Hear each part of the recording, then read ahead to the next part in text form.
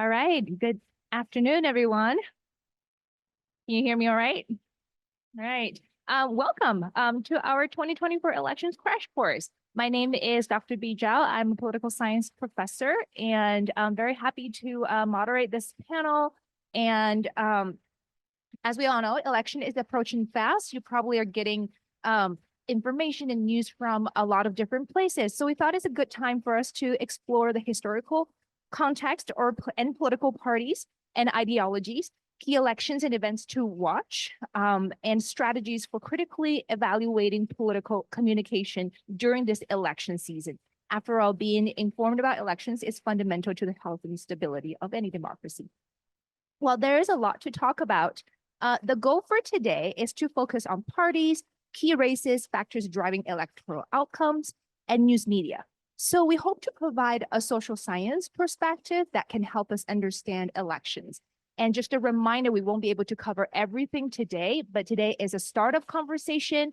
And I hope you keep tuning in for future events and talks like these on our website, in your emails. And if you have any unanswered questions at the end of our panel, feel free to reach out to our panelists. I'm sure they'll love to be connected. All right, so for today, we have 3 panelists, and let me introduce each one of them.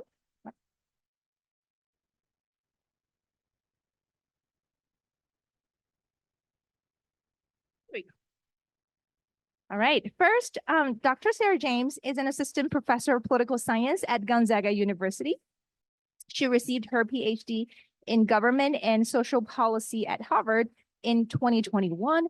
Prior to graduate school, she worked in K-12 education, first as a teacher and later a high school principal in Boston. Outside of work, she loves to cook, especially with ingredients native to wherever she's living, and does bar and yoga. Along with her partner, she has 2 kids and a golden retriever, and they're on a family mission to visit all of the presidential museums, libraries, and national historical sites. And second up, Dr. Aaron Highfield is an assistant professor of political science at Whitworth University. His research and teaching focus on American political institutions, electoral politics, public opinion, and political behavior. Additionally, his recent work focusing on federalism, representation in government, and electoral politics has been published in American Politics Research, as well as the Forum. Last but not least, Dr. Rebecca Donaway. Her research is interested in political communication. Her work considers what forms political information take, what it looks like, and what users choose to do with the information, such as engage or disengage in the political process. Dr. Donaway's recent projects have considered the effects of emojis in news, effective reaction to political information, and partisan messaging during the 2020 election. Let's give them a round of applause. So we will start with each of our panelists about 15 minutes to share with us their expertise. And meanwhile, as you're listening to our panelists, I encourage you to use the QR code on the slide, and they will be on each slide actually, to submit questions if you have any. And then after the panelists have given their presentation, we'll try to answer some of those questions that you submitted.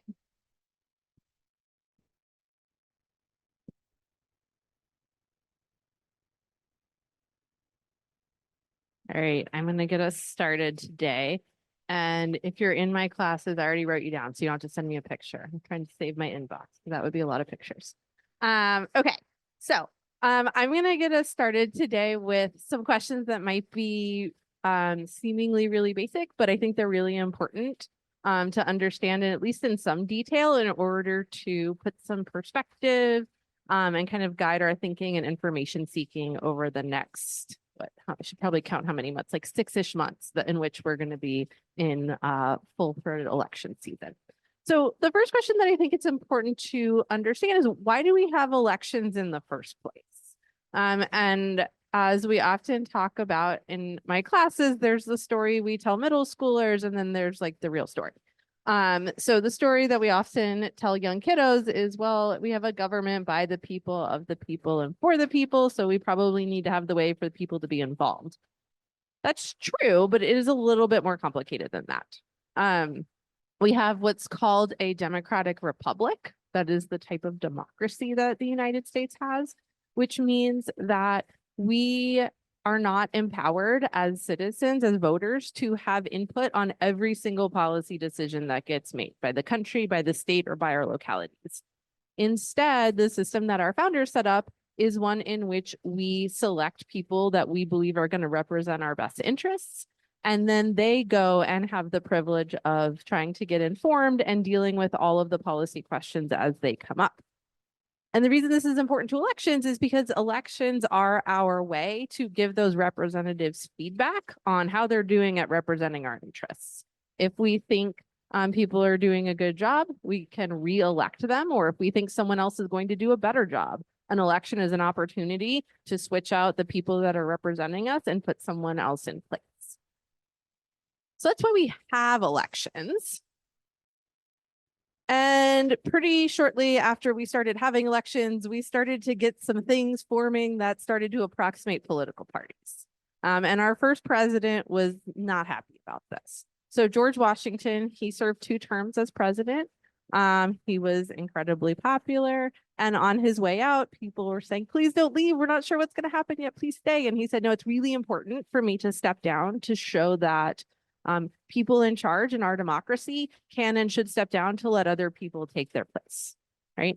And so he did that, but in his farewell address, he gave the country some warnings and some messages and some wisdom, one of which was avoid political parties, right? He said, even though they might be popular, they're likely in the course of time to become potent engines by which cunning, ambitious, and unprincipled men are going to subvert the power of the people. They're going to usurp power for themselves if they start making political parties. The problem was that as Washington was leaving, the first political parties were already forming. His vice president, John Adams, was a key figure in the Federalist Party, and his Secretary of State, Thomas Jefferson, was a key figure in the Anti-Federalist Party. And they had a lot of disagreements about what, how, when government should function. Which leads me to the question of, okay, so what are political parties and what role do they serve in elections? A political party, very simply, is an organization, a group of people that are working together to try and control government, try and win control over government. And when we think of parties, you probably think of the words Democratic and Republican, or Democrats and Republicans, and those are our 2 major parties today. We've had other parties in the United States. The Federalists and the Anti-Federalists were some of our first ones. We also have other parties like the Green Party, Democratic Socialist Party, some of which have had more electoral success than others. But that's what a party is. And this is different from ideology. And we'll talk in a second about how that hasn't always, that has kind of ebbed and flowed over the course of American history. But when we talk about ideology in political science and in politics, what we're talking about are people's beliefs about how the world should work. It's a coherent set of beliefs in the case of politics about what government should do, what government should not do, and how it should function. As we'll talk about again in a minute, there have been periods in American history where your party and your ideology were synonymous. That's the moment we're in right now, right? If I tell you that I'm a Republican, you can then pretty clearly assume, or pretty reliably assume, oh, you're probably conservative, right? Most of the conservatives are in the Republican Party. And if I said, oh, I'm a liberal, you could probably pretty reliably assume, oh, you must be voting for Democrats. There's obviously not a universal kind of deterministic relationship, but by and large, that is how ideology and party maps onto one another in today's politics. This hasn't always been the case.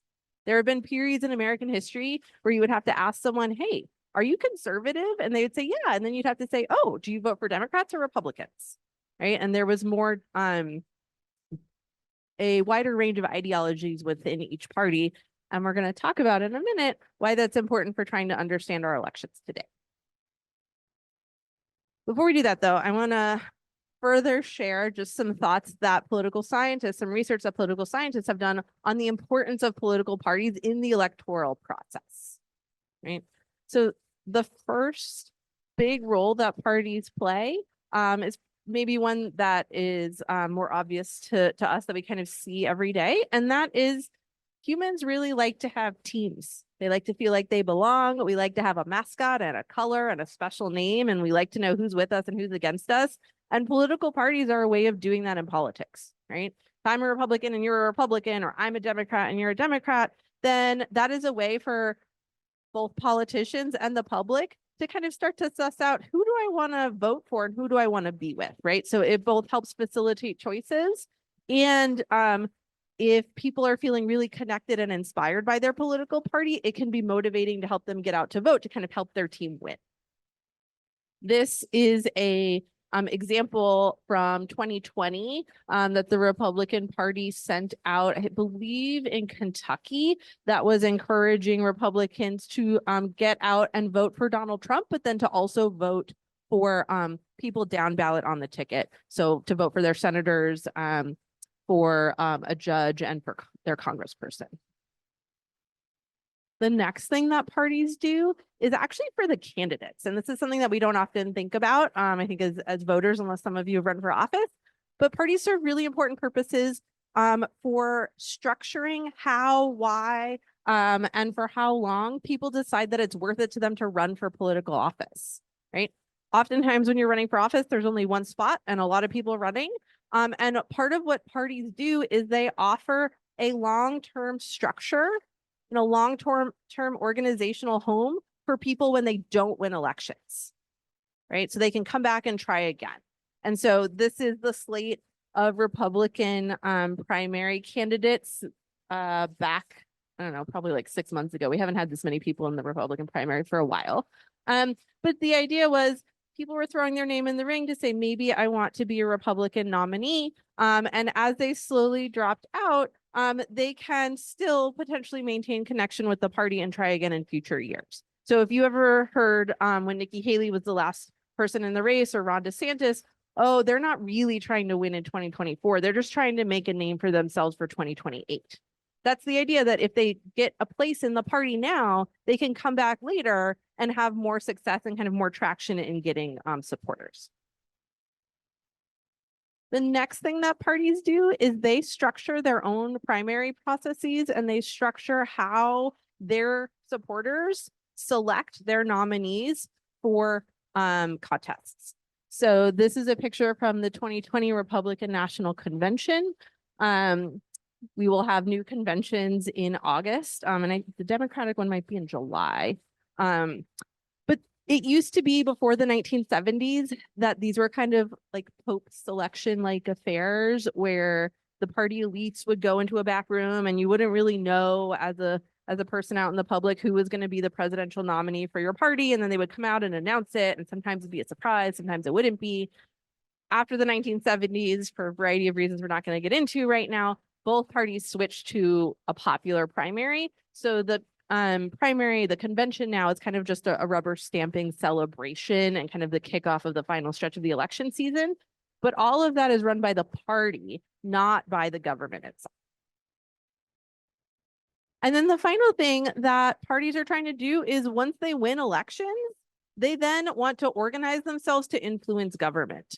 And Donald Trump and his nominees to the Supreme Court are a really clear recent example of this. When he was running for president in 2016, he was the first presidential candidate to release a pre-vetted list of judges. And he said, well, if you elect me, I will pull from this list to nominate pro-life justices to the Supreme Court. And he got really staunch support from evangelical Christians in particular, and pro-life supporters, because he made this declaration. And sure enough, he won the election, got the job, and he had 3 appointees to the court, all of whom were really critical votes in overturning Roe v. Wade in the Dobbs decision in 2022, right? So he made a promise to a party, he got control, he delivered on that promise, and that helped build support for his future candidacy. So political parties have changed over time. And a really important thing to think about and to know if you are wondering, politics feels a little icky right now, or maybe it feels really overwhelming, or it feels really vitriolic. You're not crazy. We are in a moment of time in which American politics is really a lot more intense and vitriolic than it has been in the past. And the reason for this is that our parties have polarized. And what this means is that the person who's kind of the average Democrat and the average Republican, there's a whole lot of fancy math behind this. We're not going to worry about that right now, but trust me. Their views have been moving farther and farther apart from one another over the last 50 years or so. These charts were made by Pew Research Center, and this is charting the opinions of the public. So just kind of your average American. And you can see that in 1994, the median Democrat and the median Republican were like, they had a lot of overlap, right? They were pretty close to one another, and there were a lot of people that could probably find something to agree on. By 2017, there's a lot less overlap and there's more people on the extremes. If you look at people who are politically engaged, so you look at people who say, yeah, I pay attention to politics, not just kind of the average person. And believe it or not, the average person does not pay that much attention to politics. But we do, so that's why we're here. And this pattern is even starker, right?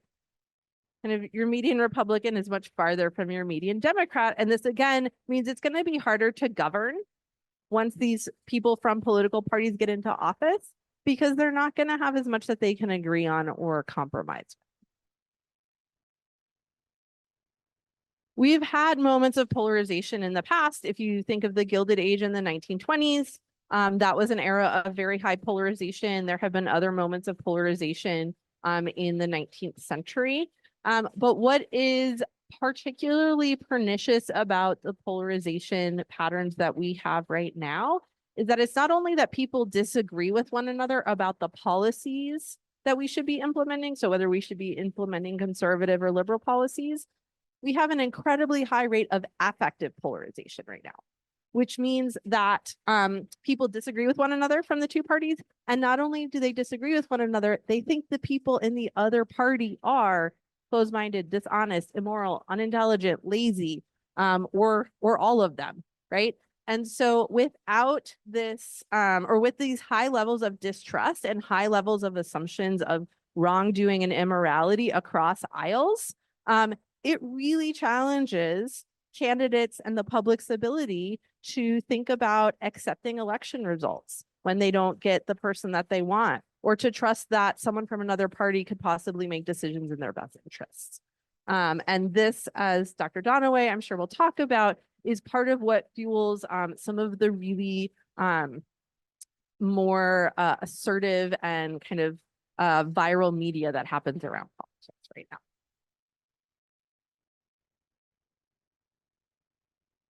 This is a really crazy chart. If you've walked past my door, you've probably seen it. The details don't matter. The point is that each of these lines and colors represents a different kind of switch in the political parties and the coalitions or the groups of people that supported them.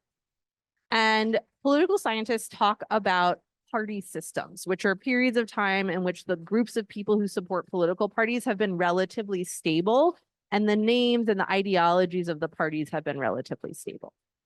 We've had six party systems in the United States history. Our last party system, most political scientists think, started in the wake of the civil rights movement. There was a realignment about supporting civil rights and around issues of race in the 1960s and early 70s. And the last thing that I want you to just keep in mind as we go into this election season is that we had from 1789 all the way to 1900, there's a lot of movement, right? A lot of new colors, a lot of back and forth coming together, breaking apart. And then beginning in 1900 until 2010, which is when this ends, there's a lot less movement. There's some like attempts at splitting off, but none of them go particularly well or last particularly long. And what I would argue, and I think that a lot of political scientists would argue, is that we are probably in the midst of the beginning of a seventh party system, right? And these are things that we can't know in the moment. We can't know until we have some historical perspective and can look back and say, did the coalitions of the party shift? Did working class voters leave the Democratic Party and go to the Republican Party? Did Black voters start to separate and some support the Democratic Party and more support the Republican Party? What are college educated voters doing? Right? What are women and how are support for parties breaking down along gender lines? There, I think, especially with Donald Trump's candidacy, is good reason to think there is fertile ground for some switch in the party system. I think the outcome of our election, both in Congress and with the presidency, will have a pretty big impact on the extent to which we look back and say 2024 was a really pivotal moment and a new party system solidified. So with that, I'm going to wrap up. But if you've been in my class, you know I love podcasts and I can't help but recommend podcasts. So here are podcasts that I think do a great job of covering either historical or covering the contemporary things that are happening right now that are worth listening to if you are so inclined. And I'll especially point to this one as the person responsible for the historical section here. There is a podcast episode per presidential election. And it does a really nice job of highlighting some of the party dynamics and the historical, political, and economic consequences of events leading into elections themselves. So with that, I am going to turn it over to Dr. Highfield.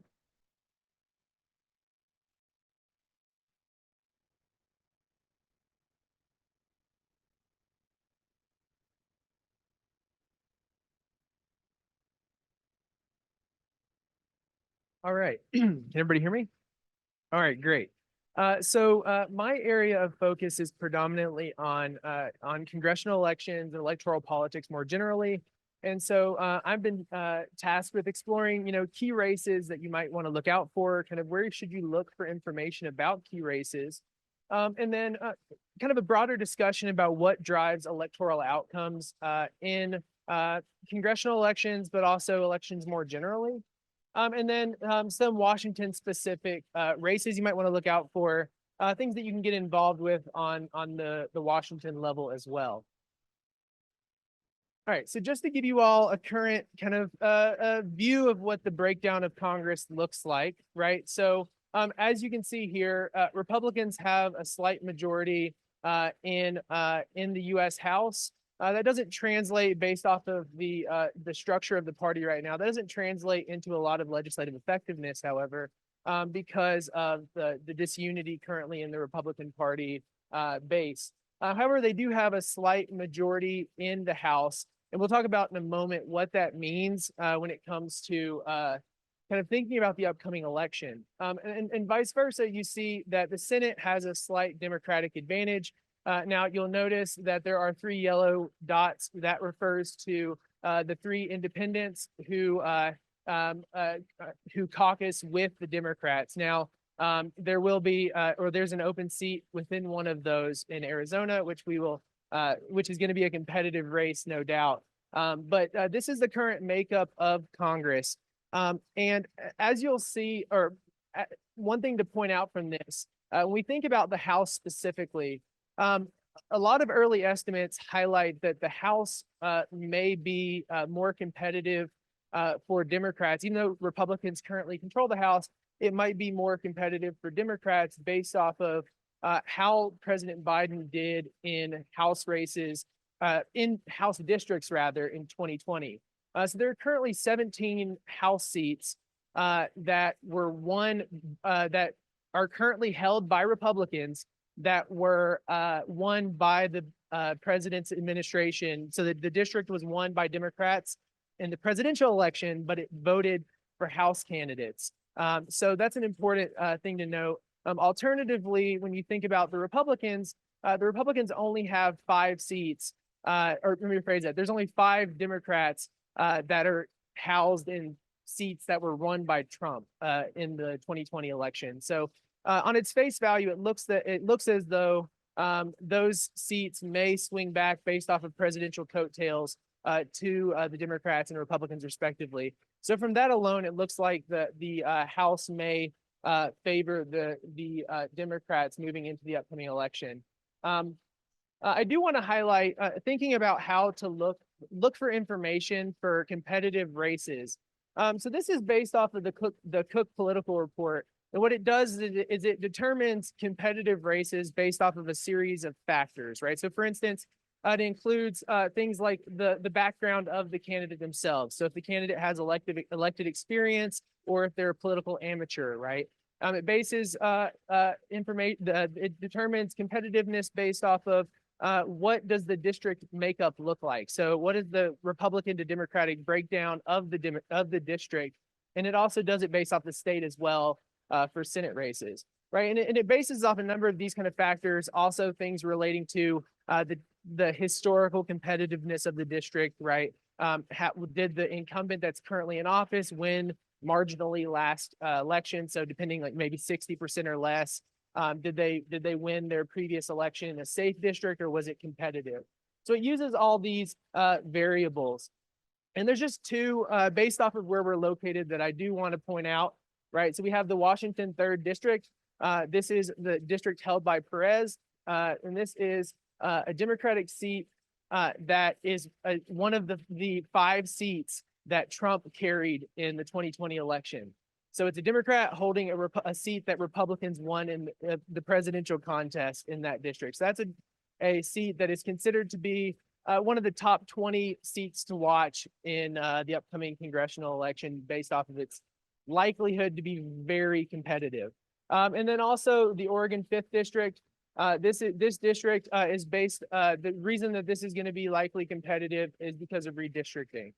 So we just had the 2020 census, right? We had the 2022 election based off of changes from the census, but this is likely to be a competitive seat as well based off of redistricting.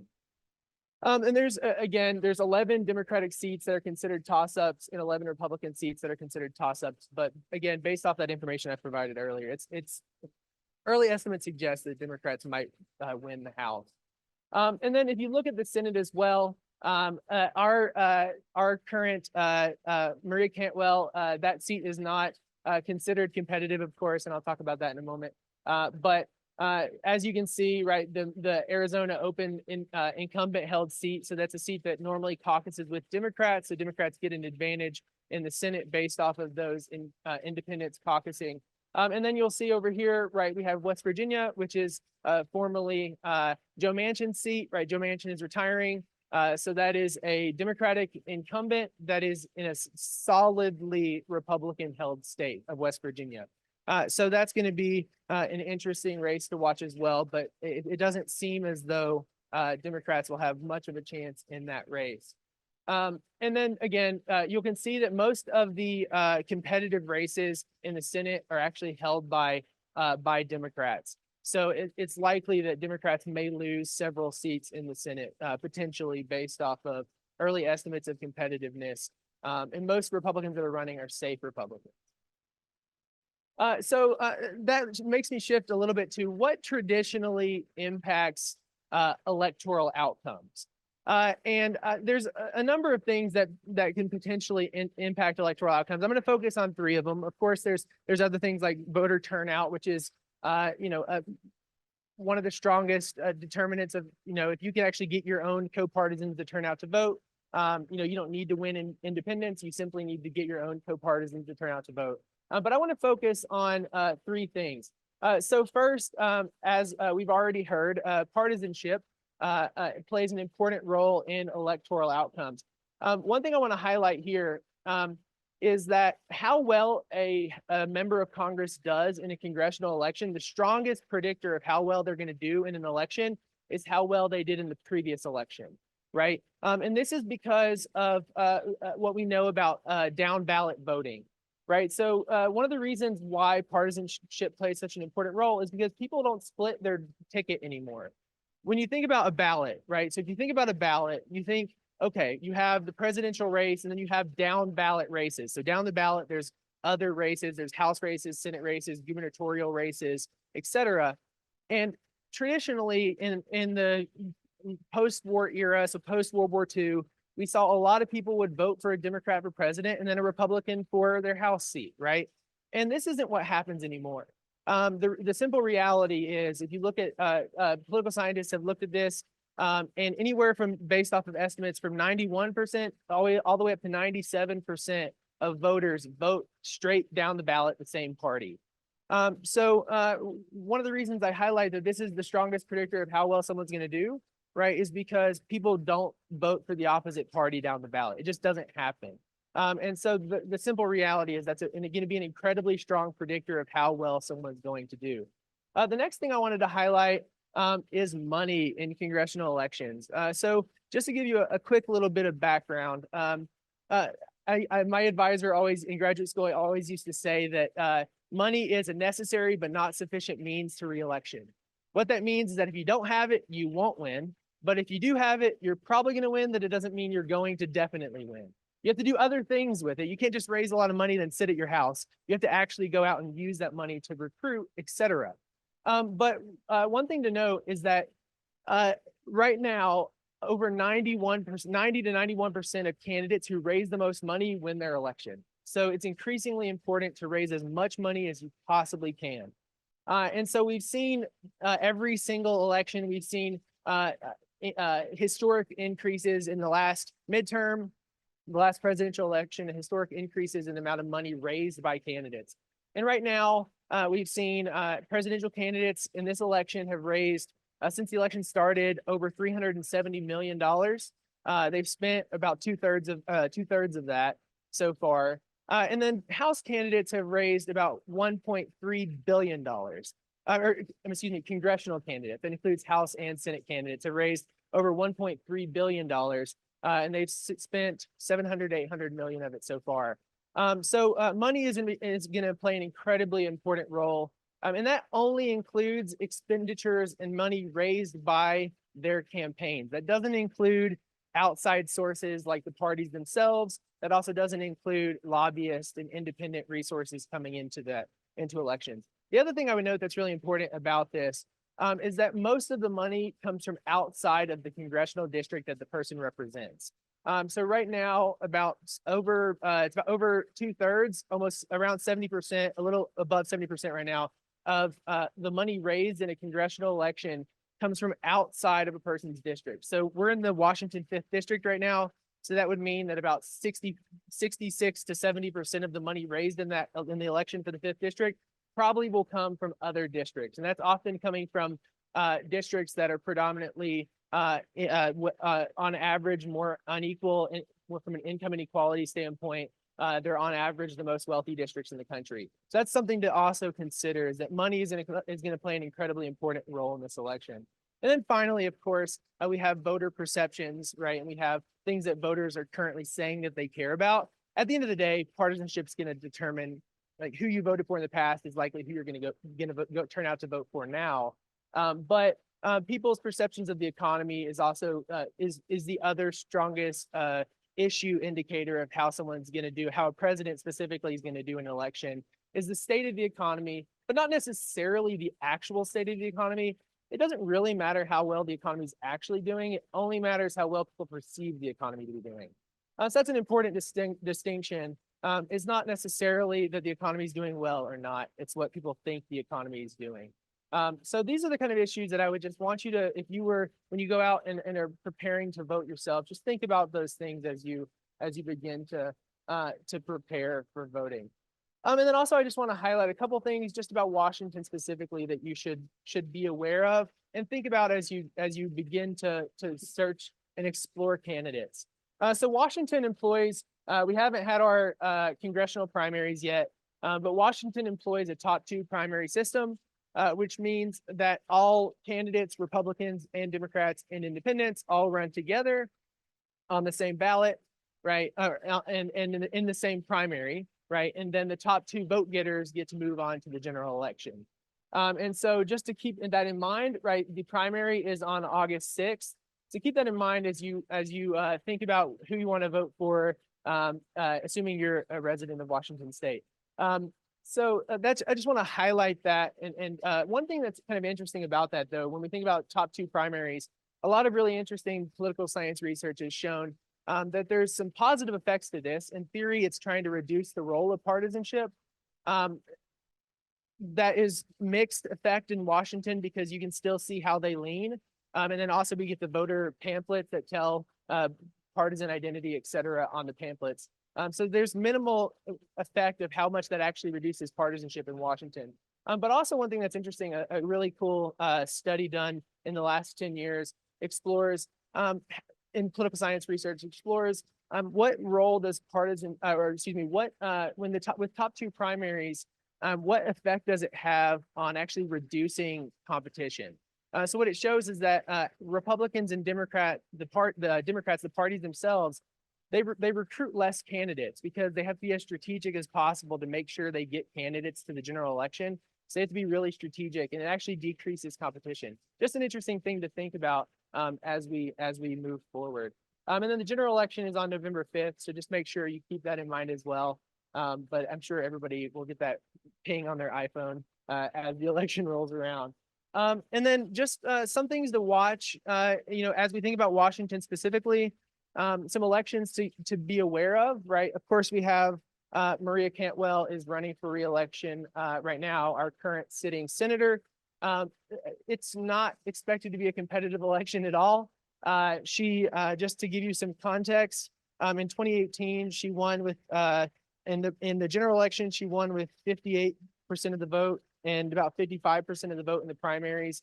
So based on marginality, most people wouldn't consider that to be a marginal contest. And then in 2012, she won with even larger majorities. So it's not likely that she'll be challenged in any serious extent. But we also have a governor's race coming up. Our governor is not seeking re-election. And so we have Democrats Bob Ferguson, who's one of the leading candidates, the Washington Attorney General. And then also we have David Reichert, which is Dave Reichert, which is the lead Republican candidate right now. They're both quality candidates, meaning they've held elected experience. And so they're likely going to be the two to keep an eye on as they move into the general election. And then we have a really exciting, potentially exciting race in Washington 5th District right now, right? So Kathy McMorris Rogers, our representative, if you are from this district and get the opportunity to vote in this district, I would encourage you to explore. Kathy McMorris Rogers is no longer seeking re-election, and so there's some really interesting opportunities to maybe get involved in those races, in those elections and in those campaigns in the local area as well. So that is probably not going to be the most competitive race either. This district is traditionally not a Kathy Morris Rogers won with a very safe majority in most elections she ran in the last 10 terms. So I wouldn't imagine that it's going to be that competitive, but it'd still be some really good experience that you all should look into about potentially getting involved and getting engaged in local politics in Spokane. And that is all that I have. Thank you all.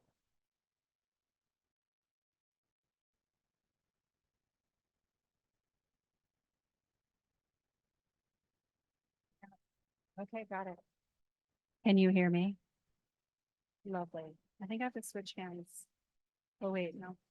I'm right-handed. I need this hand.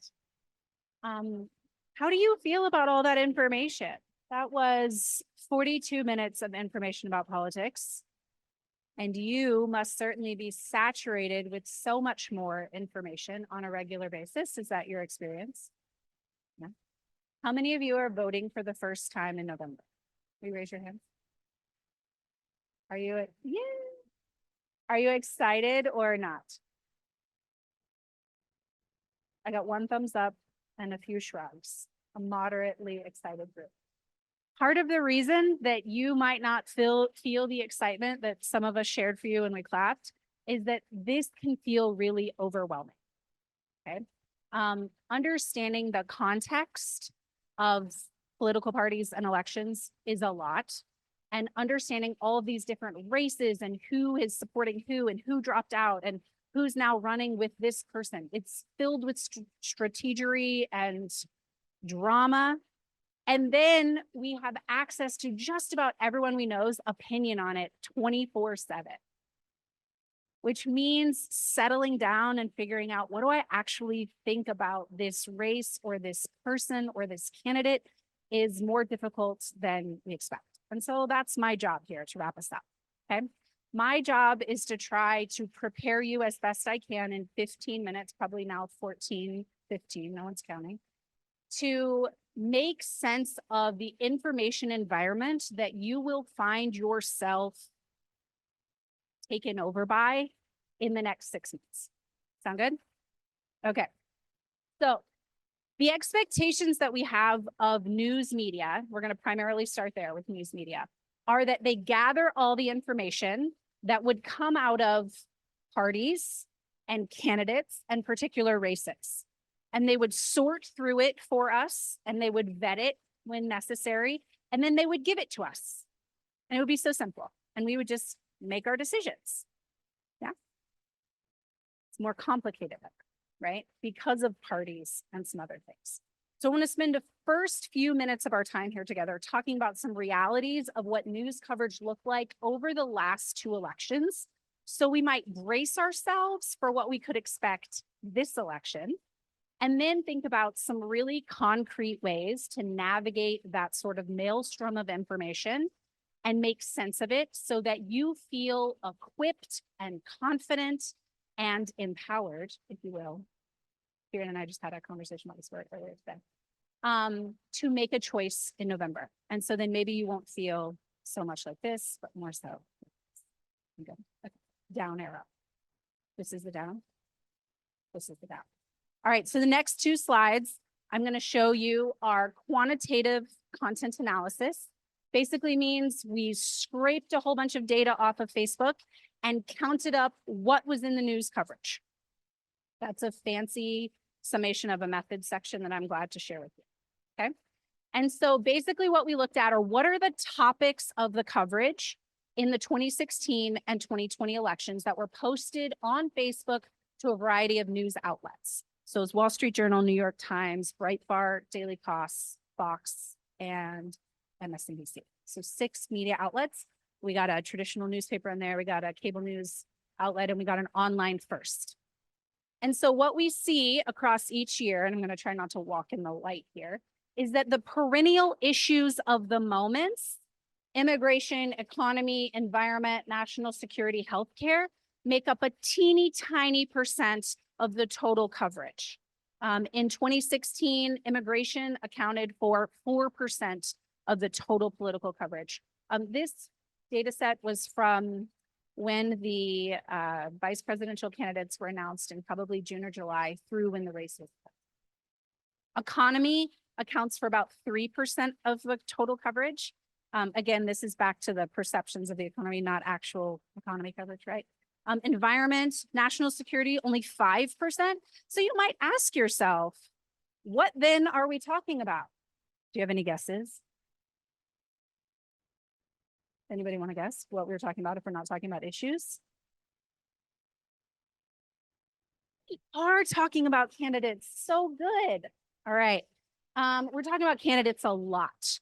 In 2016, coverage of Donald Trump, his antics, his personality, the things he said, the faux pas, the mea culpas, whatever, account for about 35% of the news coverage.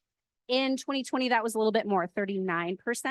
His opponent was covered less, 26 and 22% of the coverage. We see policy for each of the candidates is not really well discussed. And we see horse race coverage accounts for about 10 to 11%. So just boo it right now, get it out of your system, boo. Right, okay, good, good, we're all on the same page.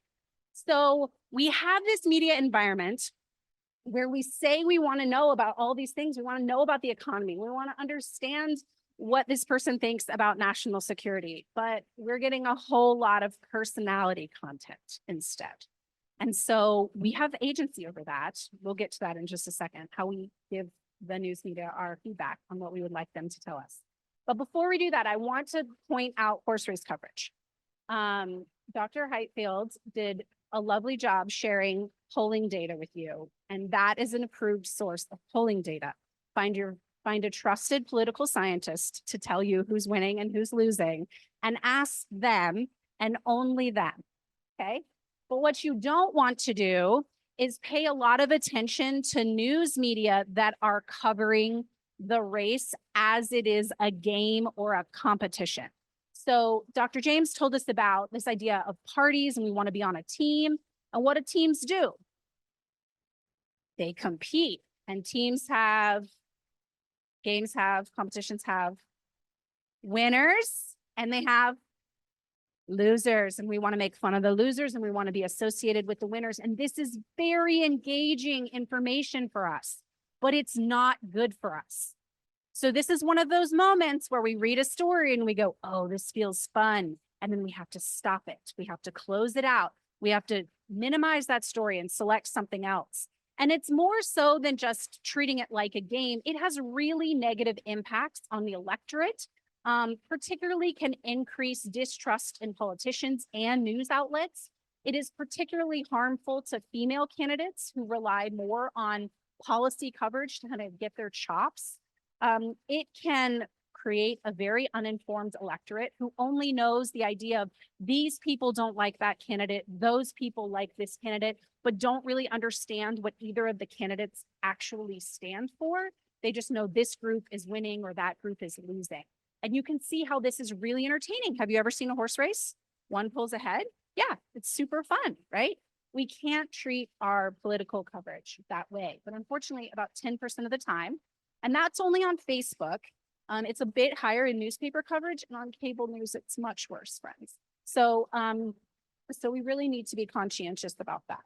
Part of the reason that this is such a popular way, I flipped it. Orientation, yeah, that matters. Part of the reason that this is what's given to us, even though it's not what's good for us, is that we exist in a bit of an attention economy. So we like to believe that we're in a monogamous relationship with our journalists. They give us the news we need, and we in turn are informed and we make great choices.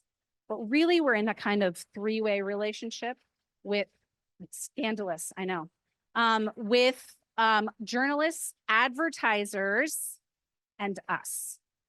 So journalists, media outlets, and organizations are giving us information that keeps us on platforms longer, full stop, friends. The things that keep us on platforms longer are what we are served so that our data might be sold to advertisers, okay? It's not ideal for democracy. But a long time ago, which is beyond the scope of our conversation, we agreed not to pay for media. We wanted our journalism to be free, and therein lies it has to be supported somewhere. They have gone to advertisers. So we have to recognize that our attention, the like bottom of our brainstem, is constantly being chased after. And this kind of tantalizing candidate coverage, so-and-so said this embarrassing thing, fell downstairs, saluted in a tan suit. Do you remember this? Barack Obama, he wore the tan suit. That was very controversial. He also saluted a Marine with a coffee cup in his hand. And that was also, this kind of coverage though, I remember it years later, right? It stays with us more so than a white paper, right? Or more so than lengthy coverage. Okay, so we got to think about our emotions first. There are particular emotions that candidates, campaigns, and news outlets need us to feel in order to keep us engaged and on their pages. In no particular order, they are outrage, anger, and enthusiasm. We call these mobilizing emotions. These are emotions that make us want to take action. I want you to imagine that you are walking across Sharp up there north of campus just a little bit, and a car flies through the crosswalk as you're going. This has happened to you, right? Somebody doesn't stop up there. I promise you that when you get to campus, you're going to say, I can't wait to tell you about this driver. Who do they think they are? Outrage is rage that's meant to go out. It wants to be shared. Anger and enthusiasm are both very activating emotions. So you'll recognize campaigns either pissing you off or telling you how brilliant and amazing and hopeful you should be, excited about like a fan moment about the candidate. right? Because this is how they engage you. It is in no campaign's best interest to say everything is fine, close your wallets, no need to donate, we're good, we've got this in the bag. Instead, right? Instead, they're going to say, look at what they're doing over there. They're pulling ahead. They're raising more money than us. They need us to feel these feelings so that we stay engaged. They also have a vested interest in keeping us anxious. If any of you have ever found yourself on WebMD, you understand that when you're uncertain about something, you will continue to search for information longer. So again, telling you everything is fine and good and we're going to win and you're going to be safe is not going to be in anyone's platform speech ever. Okay. There's a vested interest in one party making the other party's voters feeling hopeless. If I pay attention to that horse race coverage and I think that that other candidate is doing so well and it's all in the bag for them and there's nothing I can do and my vote doesn't matter, I withdraw. Right? In order to successfully navigate this, you've got to come into every encounter you have with political news media wondering, what emotion am I supposed to be feeling right now? Whose financial interest is satisfied from me feeling this way? Okay. So I want to offer you a few parting thoughts about how to navigate, how to navigate the news. 3 things we're going to say here. Okay, step 1 is when you can, I want you to pay or subscribe to news. Okay. If you have a favorite artist, you understand that buying their albums does something different than simply streaming it on Spotify. You with me? Right? You want to support their work and you want their work to continue. So when you can, I want you to pick something that you like. One thing is sufficient and pay for it. If you can't do that right now, I want you to log into the Foley library where you can subscribe to both the Wall Street Journal and the New York Times on Gonzaga's dime. It's paid for you. All of you in this room, if you are student, faculty, or staff, have access with your @gonzaga.edu email to get the Wall Street Journal or the New York Times the whole time you're here. Okay, so step 1, we got to stop being so reliant on free media because free media means it's being funded elsewhere. Okay. Step 2, we got to work really hard to pay attention to information that is not entertaining. I'm sorry. It should feel a little bit boring, okay? As we think about kind of where we learn best, if you're watching cable news and you see faces are facing, right? They've got emotions happening, right? If there's a group of people yelling at each other, please turn it off immediately. That's too entertaining for your brain and you're probably not going to learn a whole bunch. Okay. So I want you to think about, are you being entertained here or are you being informed? There's a moment to find entertainment in the chaos that is all of this. But while you're trying to find your footing, this isn't the moment. And finally, when possible, I want you to avoid social news. You say to me, Dr. Donaway, what is social news?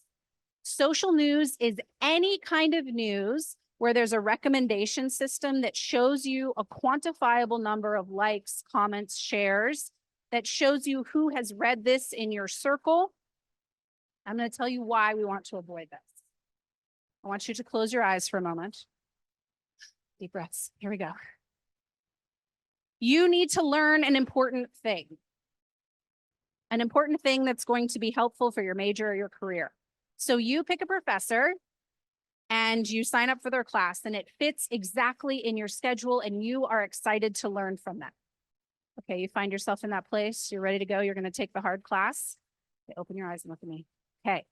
So you come to class on the first day and the professor stands up and they start to tell you the very important but complicated thing that you need to make important decisions. And as soon as they start talking, a screen appears that includes their Rate My Professor scores going live right here. And all of a sudden you find yourself reading their Rate My Professor scores while they're talking to you. And while they're talking to you, 1,000 of your closest friends and family appear from the side of the room and start to say, no, not that person, this other person, don't listen to them. And then people appear behind them, giving you thumbs ups. Or I want you to imagine how difficult it would be to ascertain anything that human was trying to say to you. Our brains are not good at removing those heuristics, those mental shortcuts in the form of recommendations and likes and social sharing. Those things really influence how we perceive the news. The comment that pops up, that you can't even avoid, the top comment is already there. That influences how you perceive the news. And that's not to say that person doesn't have something meaningful to say, but you've not even gotten through the headline and you're already getting feedback. Okay. So 3 things we've got to be able to do to feel equipped to navigate that. All of this, then when we're ready, we go talk to other humans about. Talk to humans that we trust, talk to humans that hopefully we are in relationship with. It can be fine to talk to humans who disagree with us. We have to follow these things. We have to be intentional about our goals. We're likely not going to change anyone's mind in a single conversation. That's fine. Let's not try. We need to listen to learn and understand. In order to have a chance at changing their mind, if that's something you're interested in, you got to understand where they're coming from. And you can't begin to do that if you don't know what they value and what they prioritize. And finally, you have to realize that this is hard. Like hard. If persuasion were easy, none of you would think different things. Because we could all wave some sort of like magical wand. None of you would turn in papers late. You would always read the things if we could just say things to you and just change your mind. But it's more complicated than that. But what I will leave you with is that the stakes are high and it's worth it. We came to this institution and we said we are going to be people for and with others. How can we possibly do that if we won't talk to each other? How can we possibly do that if we won't engage in this messy landscape and take the time to learn a thing in order to feel empowered to make a choice in 6 months or so? Yeah.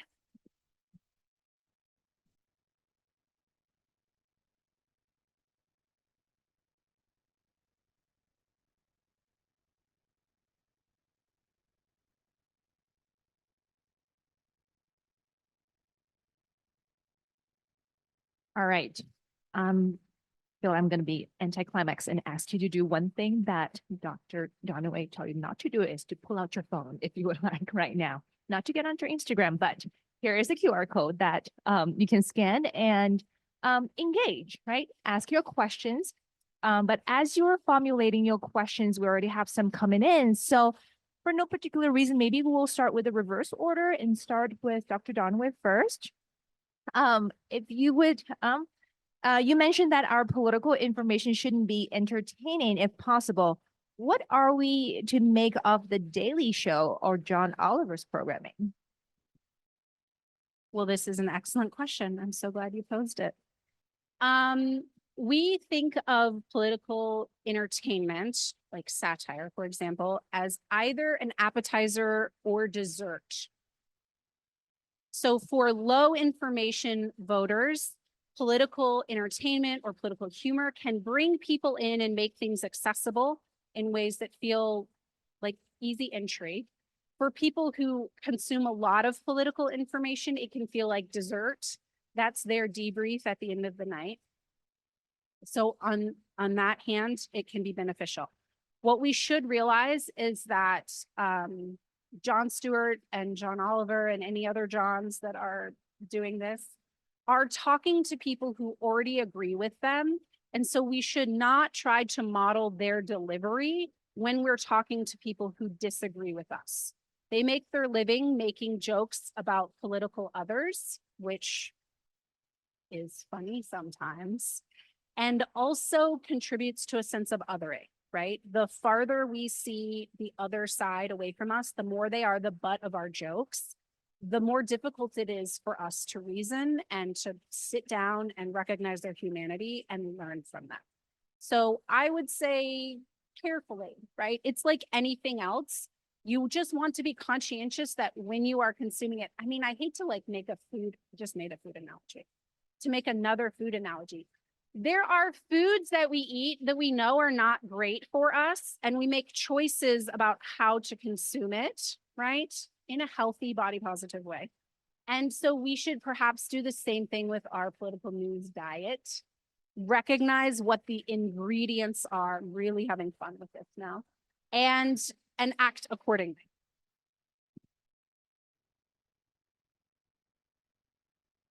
All right, thank you.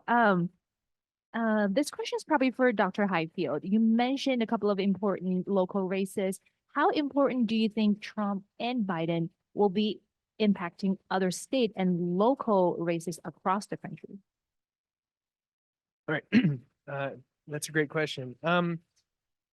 So within the political science research, we talked about polarization, right? There's also this phenomenon called nationalization, which is the idea that politics are increasingly at the local level, the state level, and the federal level, increasingly focusing solely on national politics, right?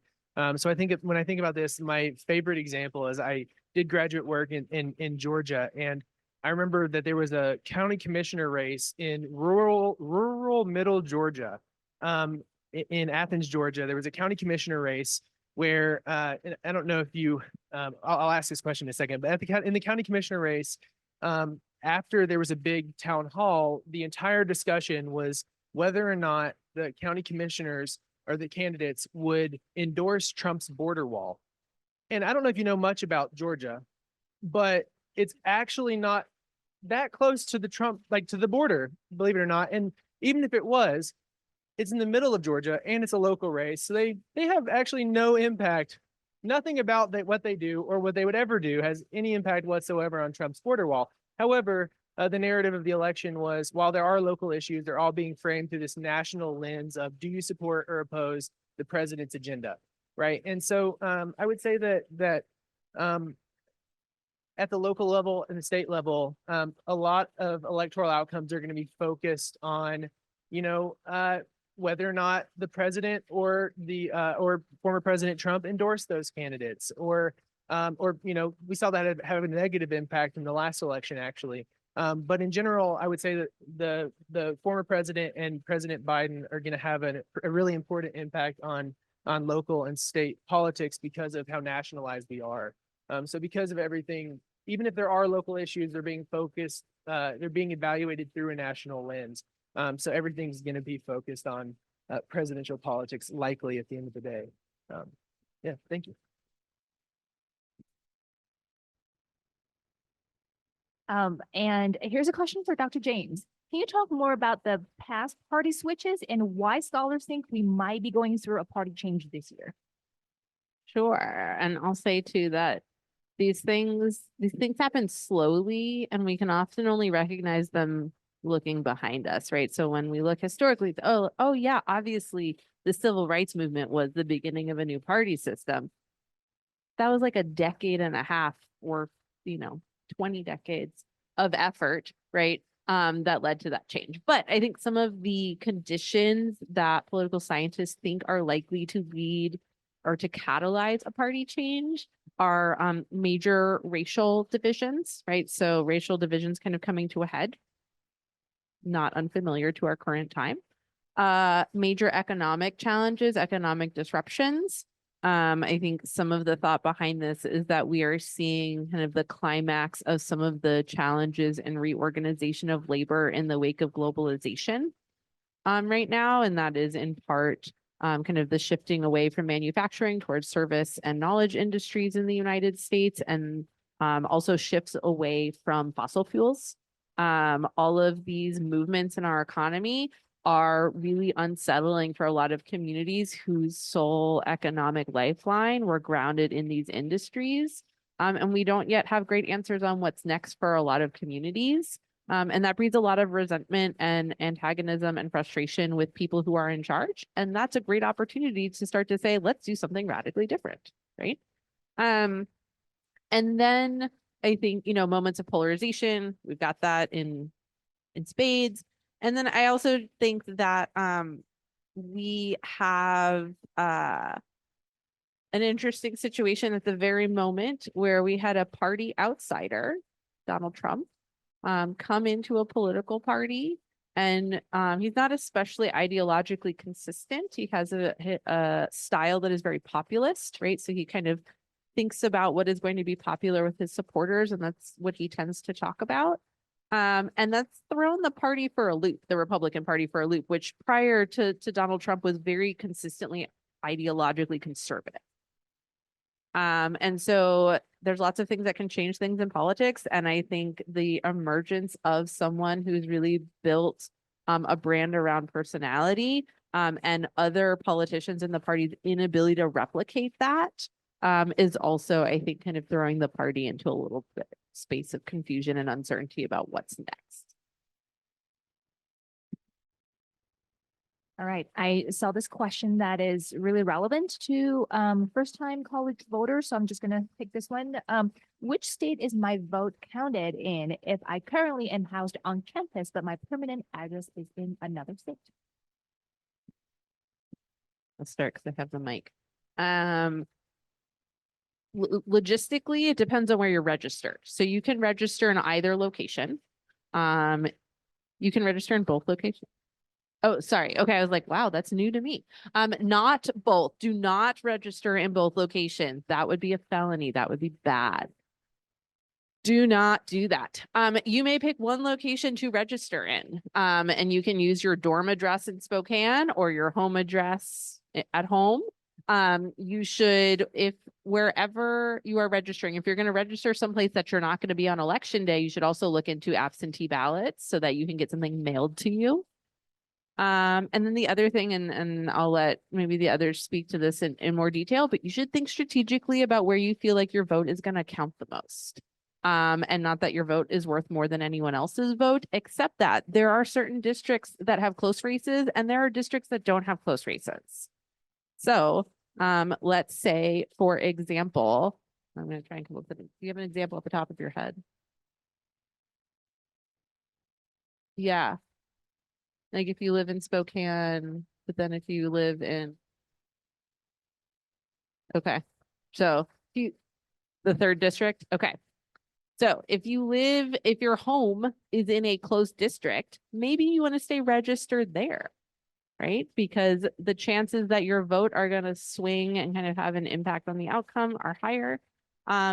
If on the other hand, you feel like your district at home is really, really one side or the other, maybe you want to have some influence over your local community here in Spokane, right? And that's a choice to think about. I would just add that also, while of course you're one vote, one person, right? Depending on what state you're in, your vote matters a lot more than, and of course there's the competitive districts, but you know, just in general, right? If you're in Wyoming, your vote matters more for a Senate seat than if you're in California, right? It just mathematically, you share a higher percentage of the voting eligible population if you choose to vote. So think of, again, that's another strategic aspect to it, I would say.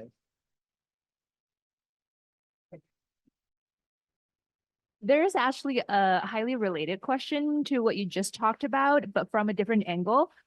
If my state is heavily biased towards one political party, so the second scenario you just talked about, and I tend to lean another way, is there any reason to vote when it's almost entirely improbable it'll change any outcome? Should I go out? Vote. Yes, period. I'll give you a couple of reasons. First is that it's good practice. That's probably not the most important reason, but that's not unimportant, right? Second, as Dr. Heidfeld talked about, there are down ballot races. So even if the presidential race is like all set and locked up for your state, you could still have an influence over your county judge, your county commissioner, your district attorney in your state, or that's your district attorney in your district, your attorney general in your state. There's so many things that are elected at the local and state level that are not the president that you could have an impact on And sometimes those races get fewer votes, not often in a presidential race. And you said most people kind of do the full ticket. But that would be a reason to do it. And then the other thing, and perhaps Dr. Donaway can speak to this, I think there's like a personal efficacy value to it. Even if you don't get what you want, there is still real value in being a part of the process and feeling like you had your say. And you know, that's one way to channel your outrage.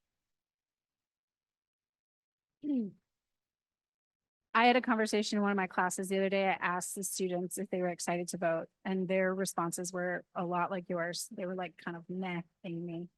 And we talked a little bit about why, and we said, oh, it's the same two candidates.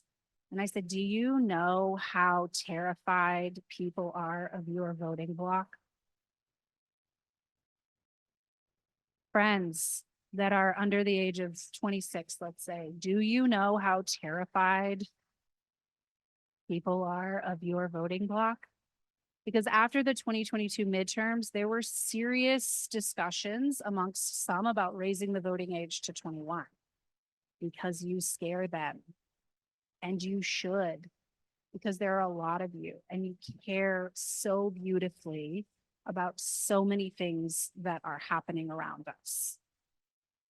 And you have a moment collectively to let them know why they should be scared of you, or you can do nothing. Choose wisely.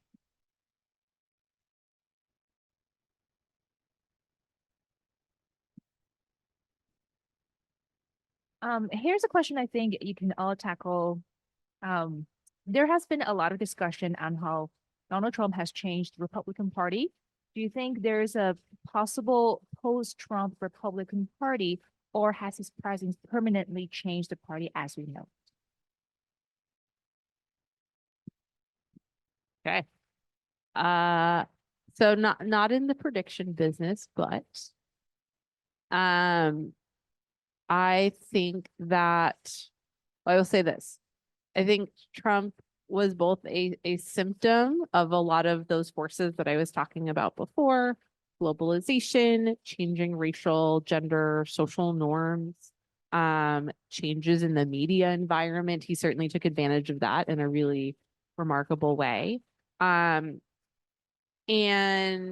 I think that I think changes were going to come without him. So is Trump a sufficient change for the Republican Party? No. But I do think the Republican Party and Republican Party leadership are probably going to look really different post 2024, regardless of the outcome. I think what has been really remarkable to watch in the primaries is Nikki Haley winning upwards of 20% of some primaries when she was no longer in the race. Wow, that's bananas, right? We don't see things like that very often. And so what that tells me is that there are people who are not Democrats who are also not wanting to support Donald Trump. And what I think about when I hear this question is, where are those people going to go? Are they going to stay in the party? Are they going to leave? And who, I think the other question, the thing to pay attention to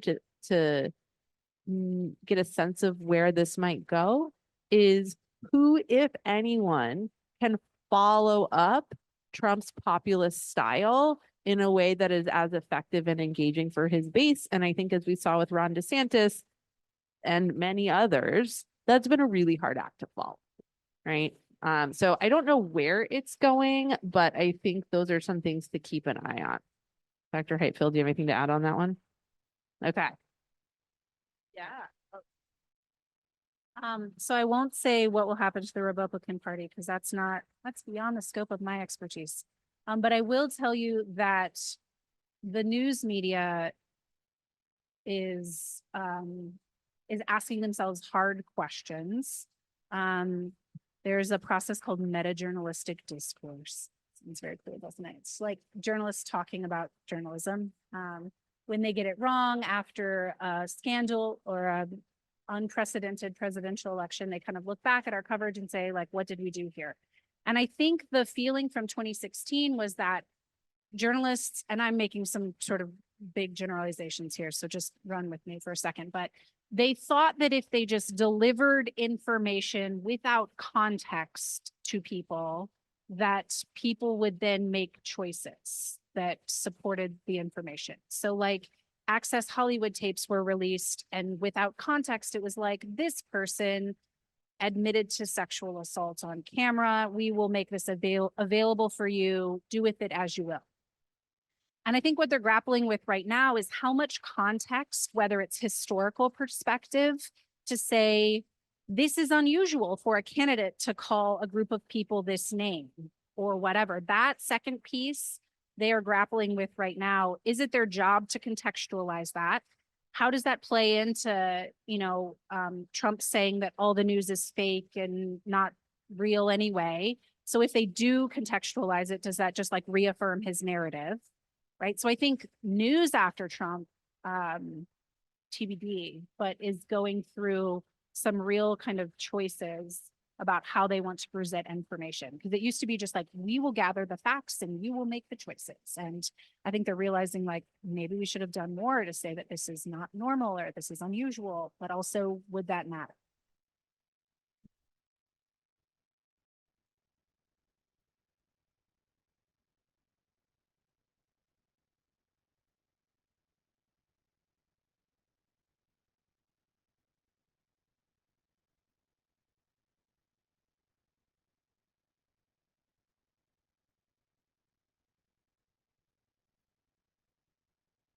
So many good questions. We won't be able to cover everything. We will have 10 minutes left. So we're looking at 2 here. And if your questions are not picked or answered, please feel free to reach out to all of these wonderful professors, and I'm sure they will provide the answers for your questions. So one, why can't we trust the election results? Can. Yeah. Can. That's a great question. And one that is at least, well, to provide some context, this is not a question that we normally ask at election time. Prior to your like political lifetime. So I mean, in like the last 5 years or so, it was not normal for people to ask the question of, are these elections results real? We have very clear data and evidence and procedures. We have really great procedures. States and state attorney generals and attorney, am I, did I get that right? Secretary of State. There's people who run elections. They know their job, not me, who run elections at the state level that are incredibly thoughtful. We have really secure technology. The elections are ones of integrity. The questioning of it is new.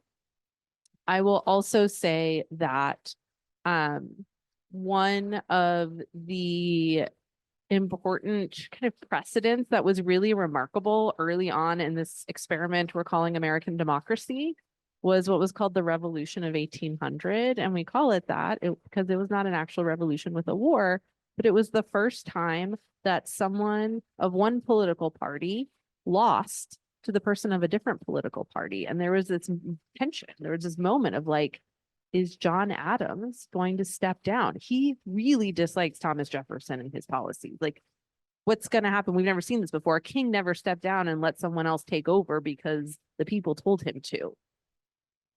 And John Adams did. And I don't think he was happy about it, right? But he did step down. He went back to Quincy in Massachusetts and like did his thing. And he let Thomas Jefferson take over, even though he didn't like what Thomas Jefferson had to say on a lot of things, right? That has been the norm in American politics since then until now. And so I don't have great examples except to tell you that many, many people have looked at the elections and how they're run in states. Many, many people have done extensive vetting of the technology. And we should and can trust the election results, but the questioning of it is something that is new. And this is not to say we shouldn't continue to be skeptical and ask questions, but the way in which Donald Trump in particular went about kind of pushing on electoral workers and the process is new in American politics. I don't know if you guys have more procedural reasons, but that's my. I would just add that from a Washington specific standpoint, right, we use mail-in ballots. There's a lot of evidence to suggest that we should trust our mail-in ballot system in the state of Washington. The Secretary, so each county runs their own elections. Secretary of State's office does a really good job of auditing elections at the Washington level. And they also do a really good job of having independent auditors come to each county. So I would say that from a Washington specific perspective as well, we have a lot of reason to trust our electoral institutions. And the other thing I would say too is that there's no evidence to suggest that that our electoral institutions have any systematic issues when it comes to reliability. But one thing that's really alarming is the loss of trust in our institutions. And that's really challenging because trust is something that is it's an opinion that's shaped and it's very stable and it's really hard to rebuild. So once we lose trust in institutions, alarmingly so that there's no reason to lose the trust in the institutions. But since we've lost a lot of trust in these institutions, I don't think this is the question that's going away. And it's unfortunate because, I mean, of course, it's good to be aware of potential for influence, negative influence into an electoral system, right? That's a natural thing to be concerned about. Just in general, you want your elections to be secure, right? We have a lot of evidence to show that they are secure. Therefore, the trust is not founded to lose that trust, but unfortunately, we've lost a lot of it. So rebuilding that, I think, is incredibly important. And I don't know exactly how to do that, but it's really alarming to me because of how formed people's opinions are when it comes to trust. Once you lose it, it's really challenging to rebuild trust. Yeah, so I would just add that little point. This is the why we should trust the election result.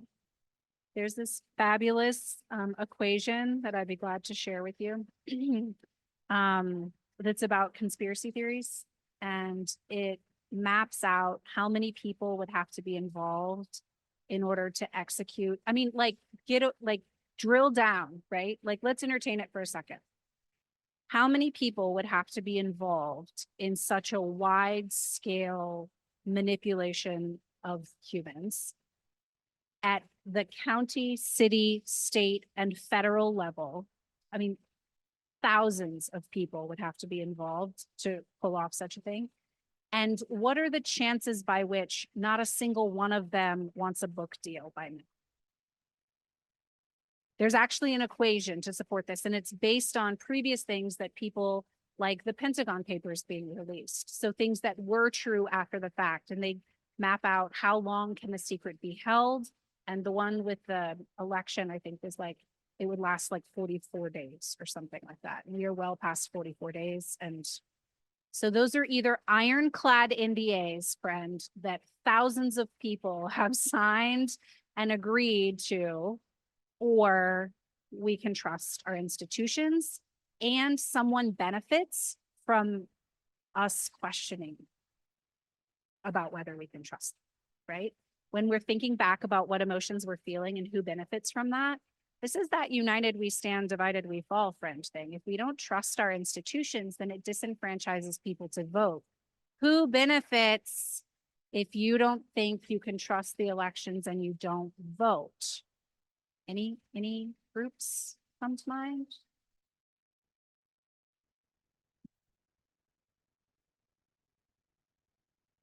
All right, maybe for our last question, very quick answer from each panelist. Is it possible that as we enter this new partisan realignment, we will need to restructure some of our institutions of government that have been built up by two-party rules? I'll make one clarification that kind of sidesteps the question. Sorry. I don't think we're leaving an era of two-party rule. I just think that who's a part of the parties is going to change. I'm pretty skeptical that as this question writer so thoughtfully indicated, two-party rules pretty well entrenched. I think it's probably going to stick around for a little while. But to Dr. Donaway's point about hope and fear in a good way of your generation, I'll put my generation in there too. I think millennials and Gen Zers have some power. We care. I think that there is more hope than ever that things like the Electoral College may not survive another 100 years. Not putting money on it, but I think if any two generations could maybe be fed up enough with it at this point, it might be ours. So we'll see. But it's going to take some effort on our behalf. But I think we're still going to end up with two parties for a while. It's just who's in them is going to be a little different. Also, I'm going to do a quick plug because I have the microphone. If you're interested in these topics, you should take Dr. Donaway in my classes next semester. They're available for registration right now. I would just reiterate that point that it seems as though it doesn't seem as though we're going to leave a two-party system anytime soon. But there are, features that could change that two-party system, of course, right? Getting revising or abolishing the electoral college could theoretically do it. Shifting toward something like ranked choice voting might revise the two-party system. Those are just some options that could revise the system, but if those aren't done, then it's unlikely that we'll ever leave a two-party system, at least not. I would also not bet any money on that.